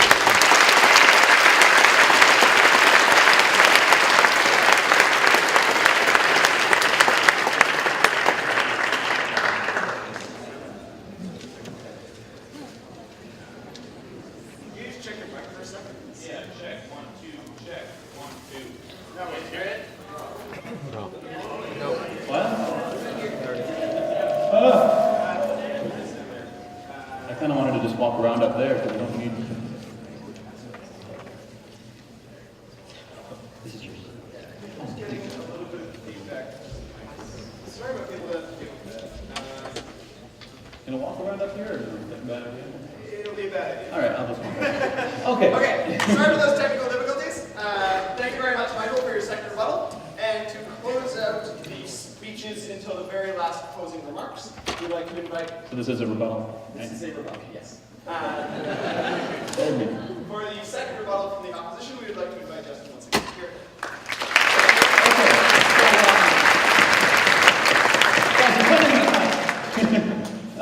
Okay, so I want to, this is just going to be a little scattered, me addressing claims.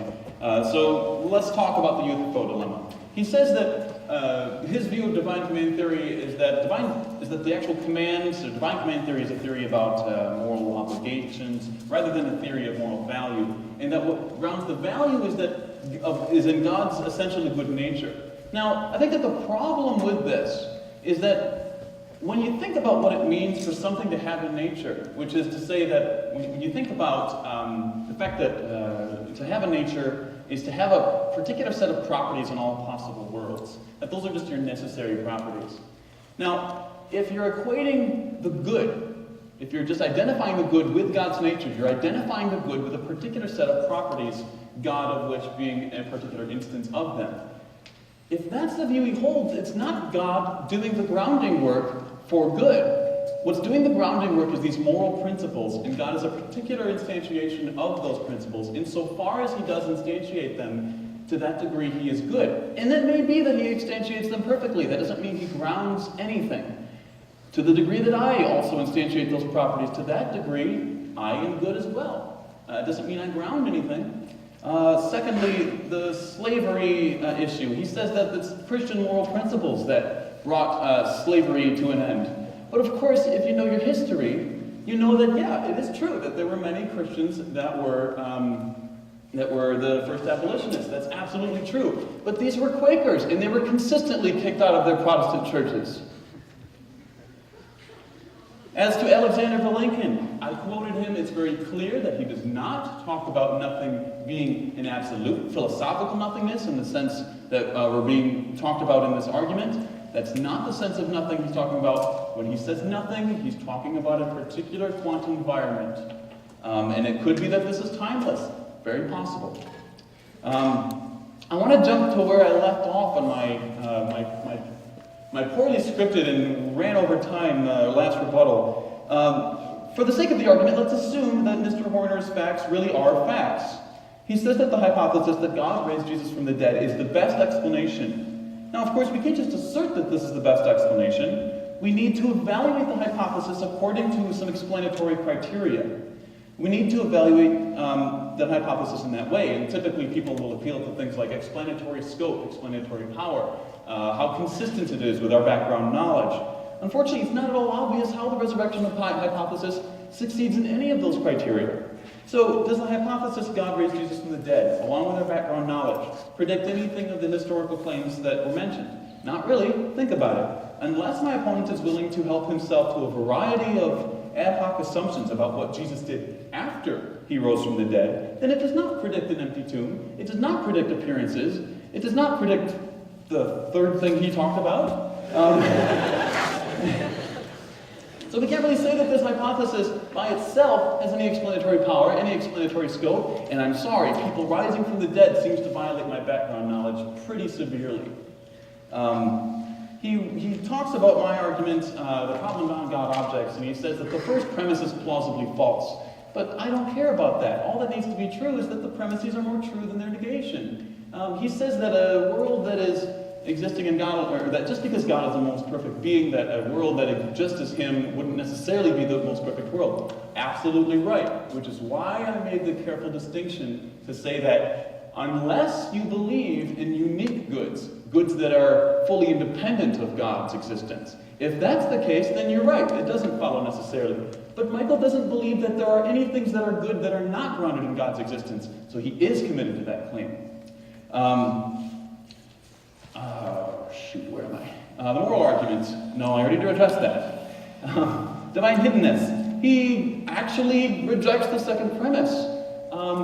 He says that it's probably the case that all non-believers, all non-Christians are closed-minded and resistant to the idea of God. But just clearly that's false. You have to assume so much about the cognitive capacities and tendencies of every person that has ever existed. All the argument requires is one person that is a genuine seeker. And Mr. Horner doesn't think that there are any such things as genuine seekers who are unbelievers? That just strikes me as so incredibly implausible. Let's see here. Okay, the divine lies argument. Remember that our divine lies argument doesn't just say that it's possible that God is lying. Of course it's possible. Well, actually, no, he does seem to object to that too. He says that it's logically inconsistent with God's perfect moral nature. The problem with that, I'm really sorry for feeding back here, people. Maybe I should go over here. The problem with that is that he doesn't have access to that kind of information. He doesn't have access to the logical entailments of moral perfection. If he did have access to that, then he could say that it's logically inconsistent with his moral nature. For all Michael knows, God has many a reason to lie to us because it's necessary for some greater good to obtain. And the fact that Michael cannot think of such a reason, the fact that he finds it implausible, is in no sense evidence that it isn't the case that he is lying to us. What I'm saying is that, yes, of course it's possible, but I'm also saying that Michael's not in a position to place probabilities on these things. And that's a huge point. Because it follows from that if that's the case, then he can't say that the resurrection probably happened. Because the resurrection is you can't get the resurrection without thinking that the biblical claims are reasonably true. You can't place probabilities on them if you embrace the kind of epistemic situation that Christians are committed to. What else? I'm done. Thank you.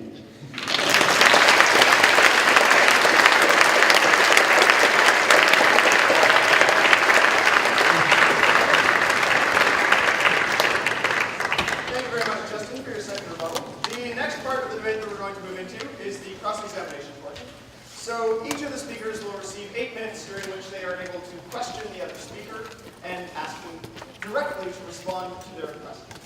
So, as a reminder for both of the speakers, please don't filibuster, please don't try and waste our time, please make sure that your questions are on point, please make sure that your responses are on point, and most of all, and I don't think this will be a problem, but maintaining civility is always, of course, important. Yeah, I'll give you a second to find some information. Am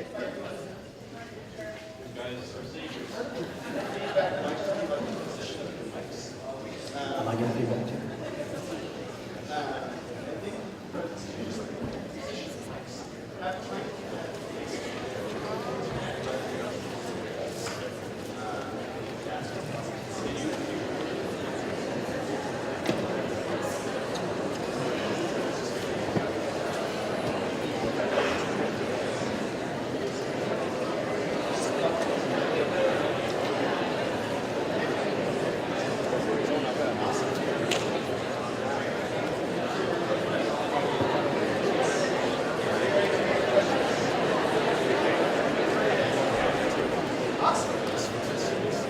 Okay.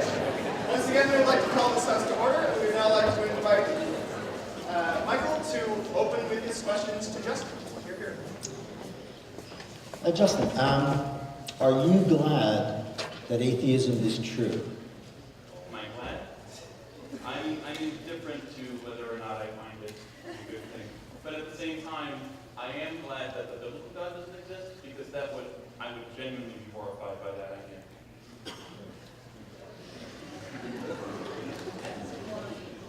Now, are you open to the possibility of entering into a love relationship with God if he exists? Probably not, out of moral conviction. Okay. So, based... I could believe that he exists plausibly, perhaps, but I would never want to worship such a being. I would find that to be itself a moral abomination to do such a thing. So you would agree that he's under no moral obligation to provide further evidence to you? For me, absolutely. Okay. Regarding my first argument, the Kalam cosmology argument, now, Vilenkin's theorem does demand that the quantum state could not have existed for a past eternal.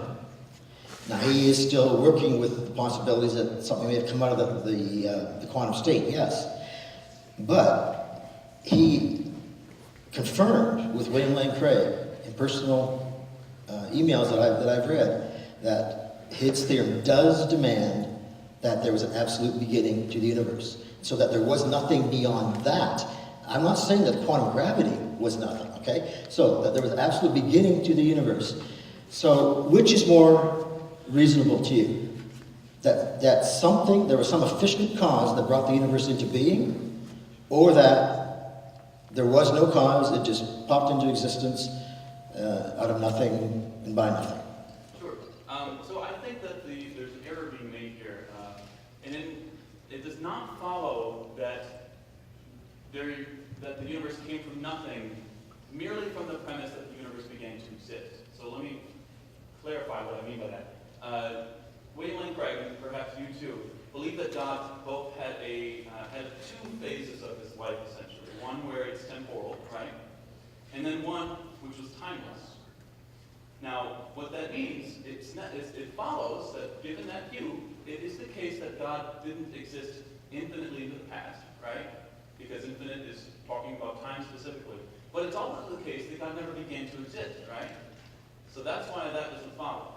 I say the same thing, perhaps, of the quantum state.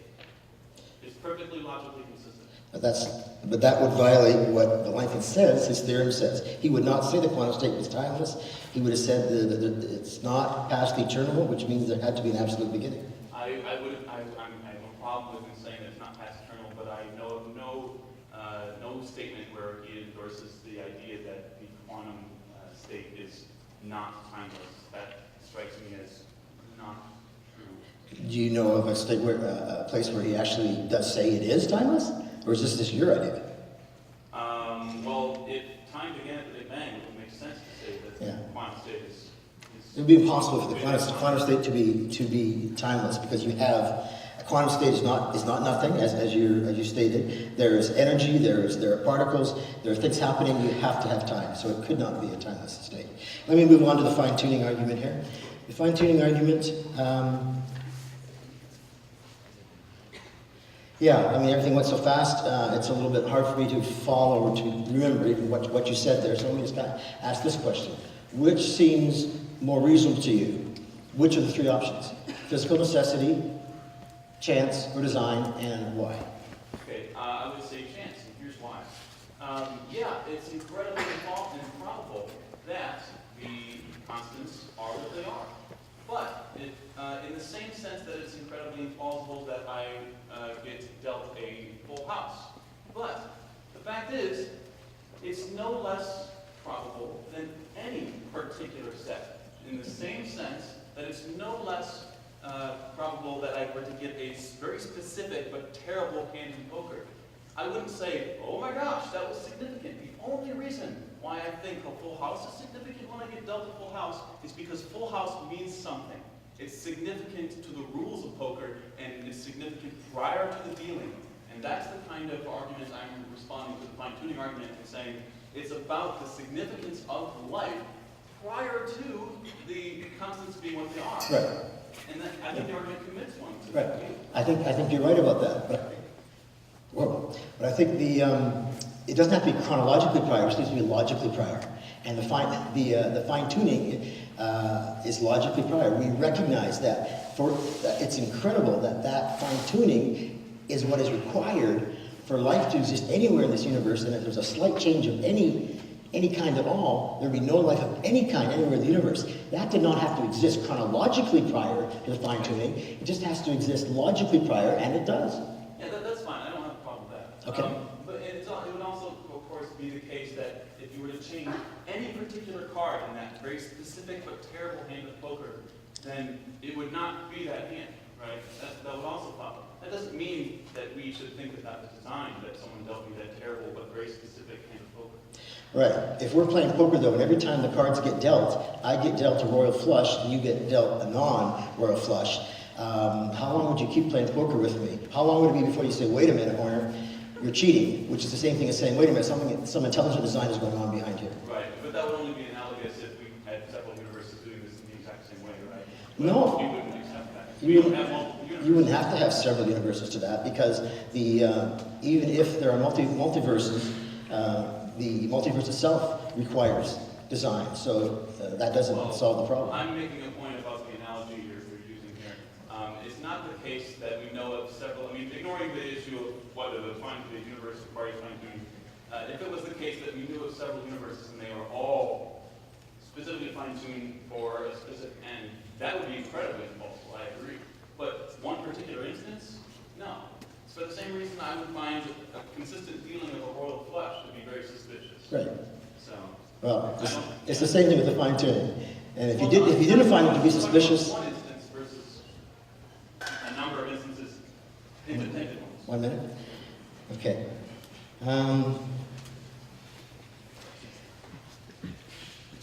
Okay, the fourth argument, the third argument, the Euthyphro argument,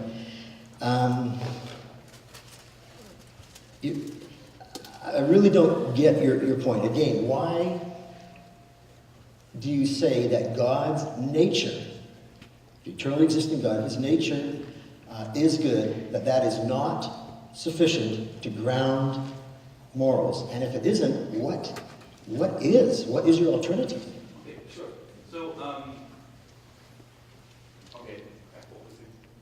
okay, you had said why isn't that sufficient? Well, Why is it sufficient? In the same reason that me having a particular set of essential properties doesn't mean that I ground those properties. God's a particular set of moral properties that we all think are generally moral properties. Doesn't mean he grounds them. But he's the maximally great being. You're not, neither am I. Well, yeah, but the maximum doesn't matter, right? Like, let's say let's say you're a better person than I, and I was an okay person, but not nearly as great. That wouldn't make you grounding those moral propositions, because God's better than me doesn't mean he grounds them any more than I do. Not better, maximally great is the Well, yeah, issue. I'm not sure why that would follow. Really? Okay. All right.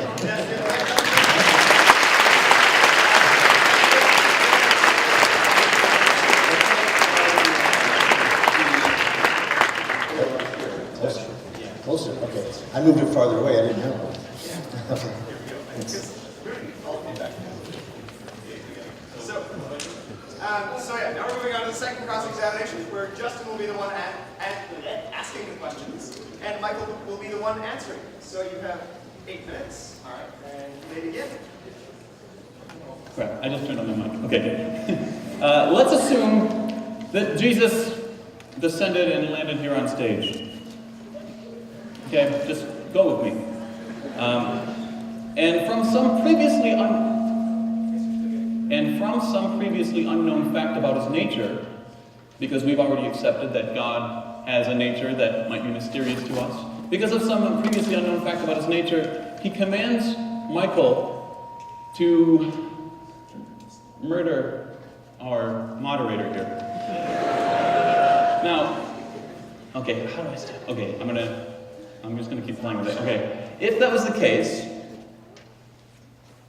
if what grounds moral obligations is the commands, and Michael was sure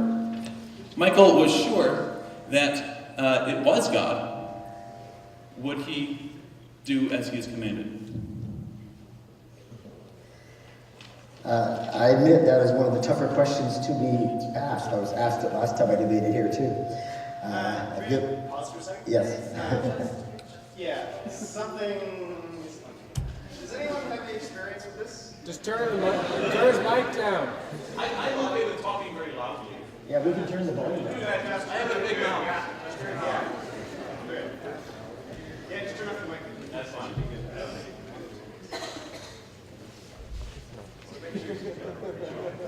Okay, then back to mine. All right. If God, if his nature is the ground of all goodness, and if his commands flow necessarily from that nature, then he would have a good reason for anything that he commanded.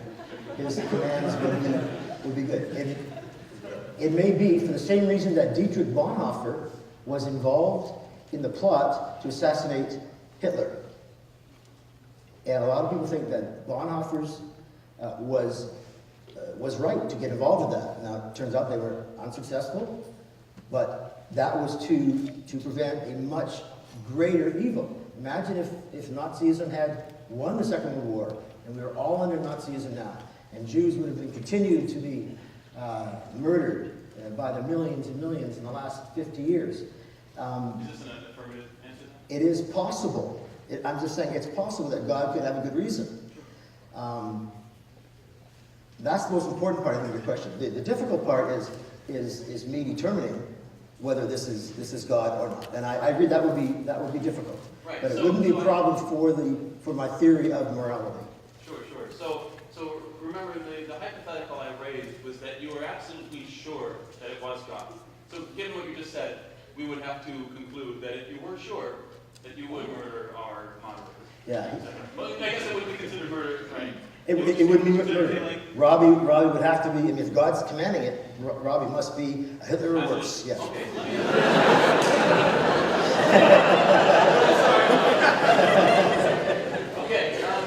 Okay, so clearly it's really difficult for you to think of a morally permissible reason that God might have for you to command the murder of our moderator. No, I just gave you an example. Analogous with killing Hitler. Pretty good morally permissible reason. There are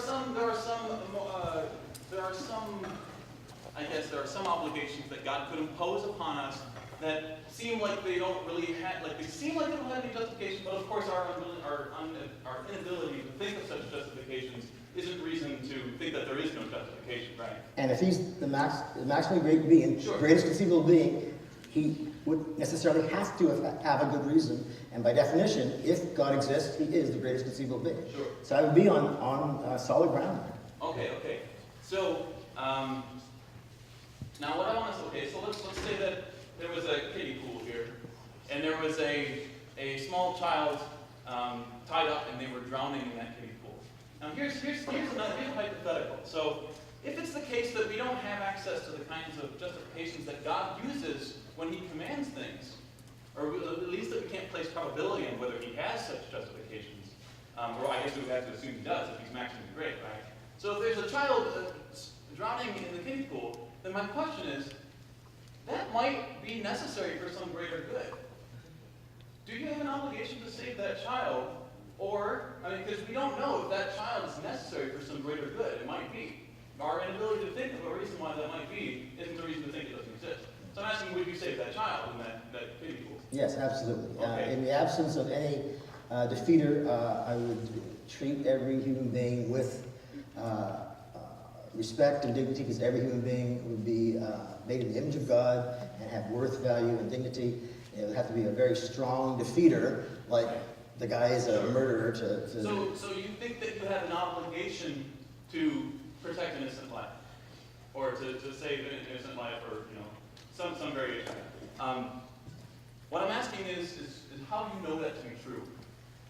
Is it through your intuitions, strictly? I think, no, not strictly, but that's part of it. I think intuitively, I think we all know that every human being does have value, worth, and dignity, whether we're a theist or an atheist. But on the theist view, I have more than my intuitions.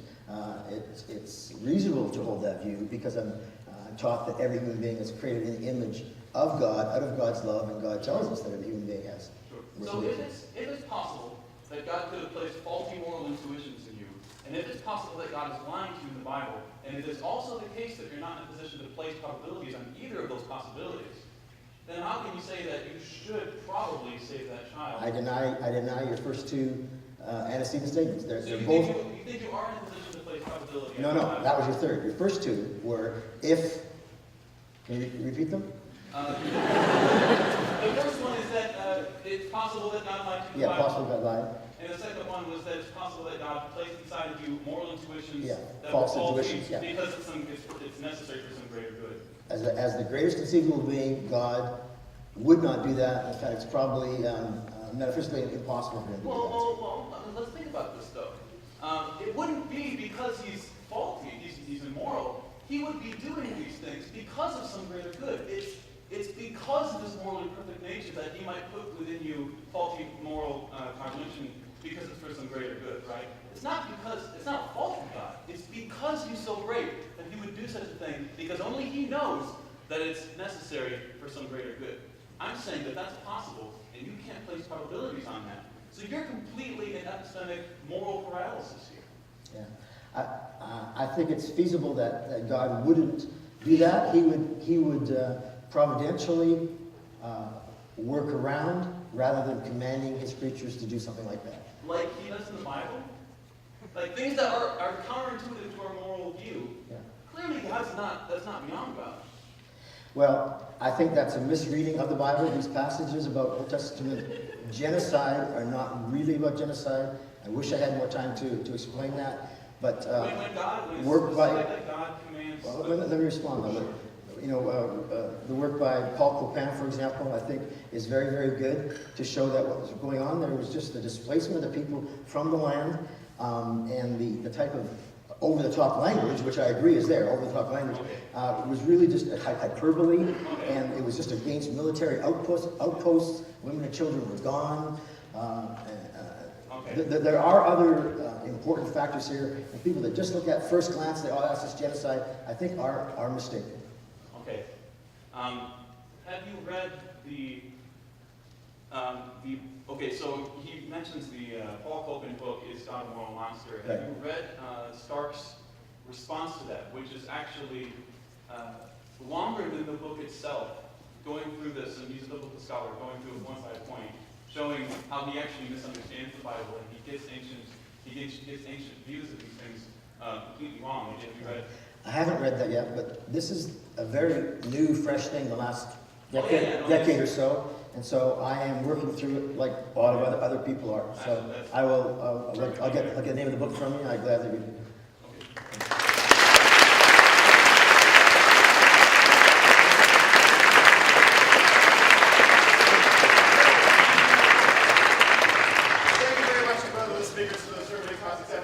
I'm very glad that existent or not, God did not come here in such a Me too.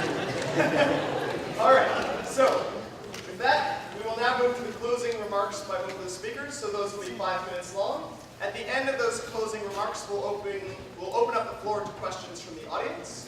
So if you're ready, Michael, for your closing remarks, we'll begin right away.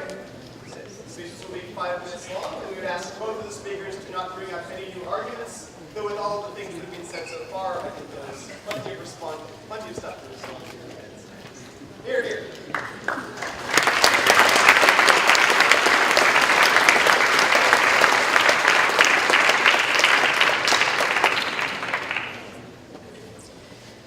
All right, we each presented a case for our position.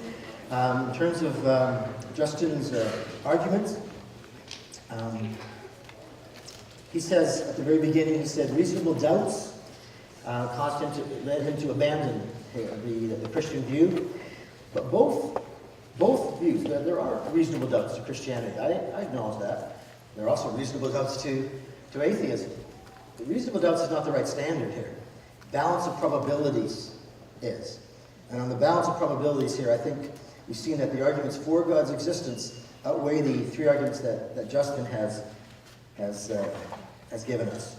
The God rule argument is really just absurd, that you would conclude that God doesn't exist just because the universe does exist. It's certainly reasonable to believe that a loving God would want to share his love with other people, and creating a situation where that love can be shared does not in any way denigrate the situation. The hiddenness argument, it is feasible, it is possible that people unconsciously, subconsciously are being resistant to God and are maybe not consciously aware of it. It is what the Bible seems to teach, that is what is going on. He says, well, there needs to be just one genuine seeker. And it is possible that there may not actually be that to the end of their life. If they are a genuine seeker, they will come into a relationship with God. God promises that.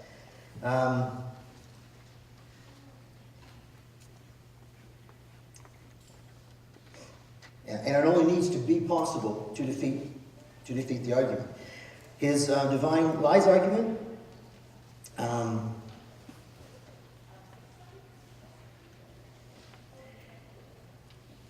we seem to agree that we are not in a position to calculate the probability whether God has good reasons for allowing evil and suffering, bad things to happen. But given God is a maximally excellent being, we do have good reason to know a perfectly good God would not lie. That is a strong position. The burden of proof is on the atheist to show that in a particular situation, God has a morally sufficient reason to lie to us. And I don't see how he could do that. He says, well, it still allows maybe for some kind of God to exist. He allows maybe some deistic God. But that's enough to defeat atheism. Remember, that's what I'm doing tonight. I'm trying to compare the two alternatives. Christian theism versus atheism/naturalism. If you're going to allow for some kind of God to exist, that's enough to defeat atheism. My three arguments, I think when you compare your alternatives that you have to work with, either the universe has popped into existence out of nothing, uncaused, or there was a supernatural, transcendental being that brought it into existence. I have no problem realizing which is the more reasonable position there.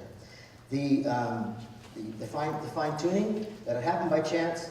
If chance really was a good option, there'd be no need for the whole debate. People would just say, oh, it could happen by chance, we're not even worried about it. But once scientists began to discover these fine-tuning, everybody got up in arms and, oh my goodness, now what are we going to do? Well, look, if chance was a great option, then there'd be nothing to worry about. It clearly is not, or else they wouldn't have come up with the multiverse theory to try to multiply the chances involved. But then we find out that the multiverse itself requires fine-tuning, and so that one's down the drain. The Euthyphro argument, if the alternative, he hasn't really given us an alternative to God's nature being the source here, being the grounding. What is the grounding?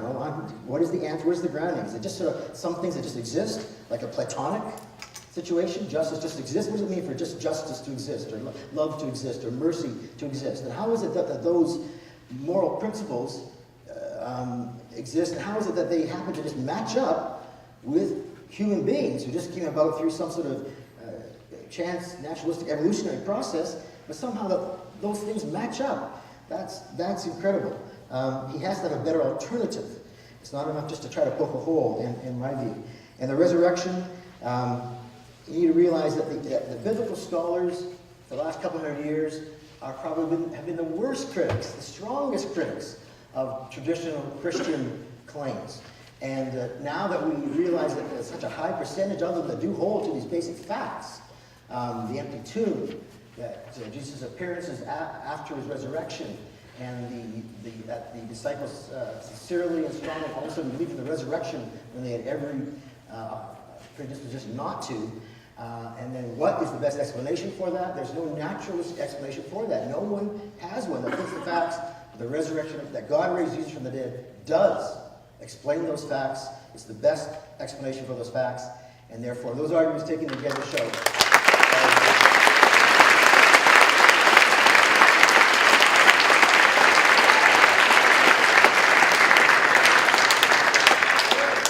Thank you very much, Michael, for those closing remarks. And we would now like to invite Justin to close out today's debate with his closing remarks. 5 minutes. Here.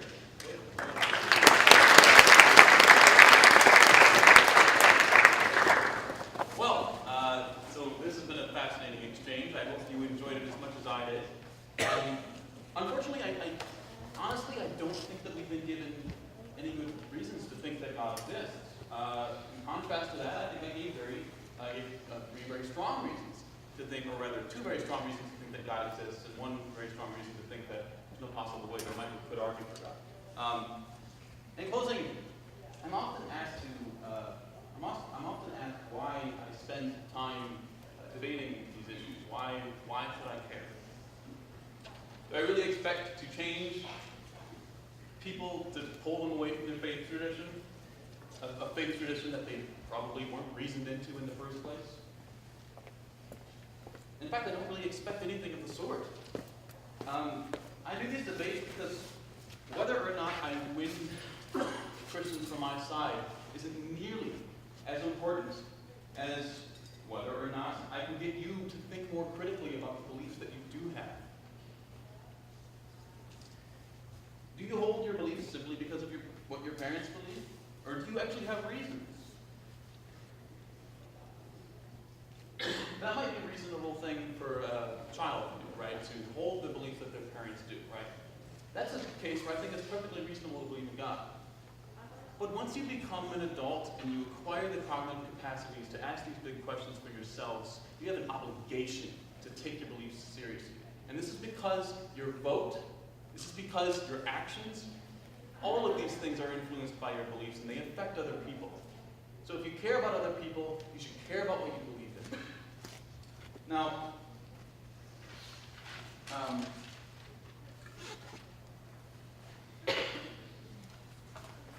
I would just reiterate that point. If you care about other people, you should definitely care about what you believe. And I promise you, exploring the deeper questions, doing philosophy, excites me more than worshiping God ever did. And I don't think there's anything more beautiful than a careful and critically thinking mind. As the late great Christopher Hitchens once said, take the risk of thinking for yourself. Much more happiness, truth, beauty, and wisdom will come to you that way. And ladies and gentlemen, I feel honored to be able to talk with you guys today. Thank you very much.